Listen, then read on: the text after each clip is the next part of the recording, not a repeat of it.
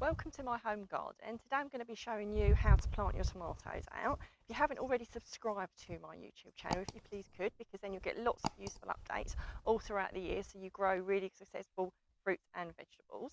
Now, the chance of frost in Kent has probably passed, but I'm not taking any chances.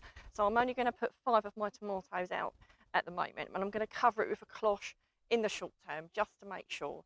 So that's the one I've got. Mine is quite old. It's a really useful thing to have when you first start planting things out because you've got a little bit of protection.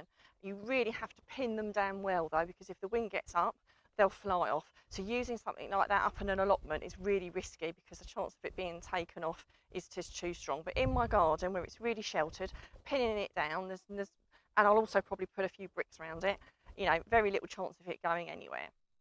So first of all, I've marked out where I'm going to put the tomatoes. So I've already sunk one down. One of the things you need to do is pinch side shoots out. So you can start doing that now. So if you look on this one, as you can see, you've got the main stem going up through the middle. Side shoots are the things that grow between the leaf and the stem. So those ones just there. So I'm just going to nip those out before I plant it. So I think, oh, it's a tiny little one there. So out that goes. So those are the things you're going to be nipping out continuously throughout the growing season.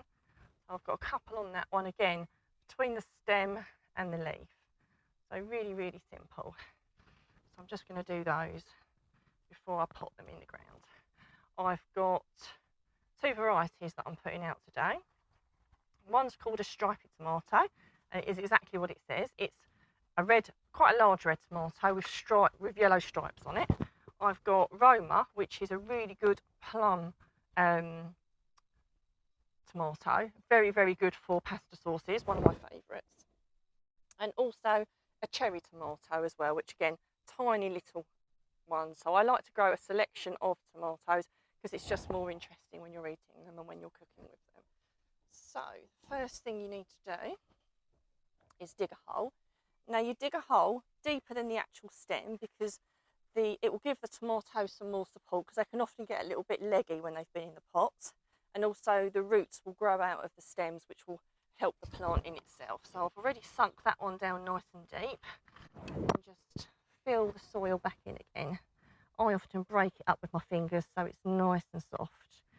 So it doesn't matter that you're covering the leaves, it's not a problem at all. So don't think, oh, I'm covering the leaves, that's going to cause a problem. So just like so, crumbling it round, passing it down a little bit. You even put your boot round it, but just make sure you don't push it too hard. I will be putting canes on these really soon, but because I'm putting the cloche on, I can't put the cane on because obviously when I put the top of the cloche on, it'll be in the way. And obviously don't forget to mark what the tomatoes are. Eventually it will be obvious what they were, but if you were to lose one and then you wanted to replace it, you wouldn't know what you had. So it's really handy to mark them. The other thing I've got is I've got some feed. Now I do use a tomato feed and I do actually make my own feeds, but when I first start my plants off, I use Miracle Grow Performance Organics. The reason I do is because I like to use organic products and it's multi-purpose, so you can use this on a selection of your young plants without causing it any harm. So I've already mixed some up, so you must give it a good water, like so. Really good drink. Like that, and then I just need to get the rest planted in as well. So if I take the stick out, because that was just for a guide, so I knew roughly where I was going to put them, especially when you're covering it with a cloche, you want to make sure that you're putting them in the right place, so when you lift your cloche back over again, it fits over it, because you don't want to do this and then realise the cloche isn't going to fit. So, and I've tried planting it with the cloche in place and it's virtually impossible. So it's far easier to lay the cloche on it, mark where you're going to put it, and then pop it in the ground. So just slide the tomato out, drop it down again, lower than the surface level so you go up the stem a little bit more, and just crumble the soil around it. So there we go. Perfect. Now you might find you might need a little stake in it straight away, but when the cloche is on it, it will be fine because the wind won't blow it everywhere because the cloche will be providing protection. When I put the cloche over it though, I will undo it during the day because you don't want it getting too hot inside. So I'll only zip the cloche up at night to protect it were there to be a harsh evening. I'm probably being a little bit overcautious, but I don't want to lose any of my precious plants. So the other thing I'm going to be putting out is I've started off some salad leaves, and exactly the same thing. There's every chance that I could just put these straight out, but do you know what? I've got a cloche, why would I not use it? So because the tomatoes will be quite slow growing, I'm going to put a couple of rows of lettuces in here.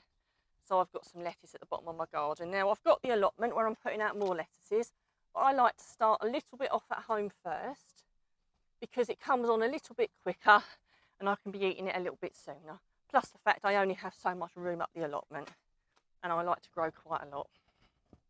So with these are, I've started these off myself, but you can pick these up from garden centres, etc. if you want to. But they are quite simple to do yourself. So loosen them out. It's a very nice salad variety that I've grown for many years.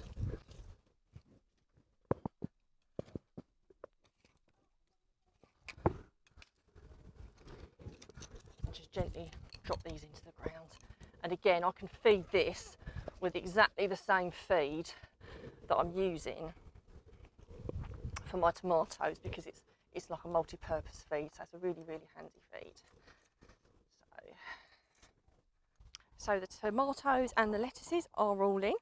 I've watered them all in using the Miracle Grow organic feed that I was telling you about, which I will put a link in the description, as I will do for the cloche. I'm going to leave them uncovered for a little bit because, as you can tell, it's a really lovely sunny hot day.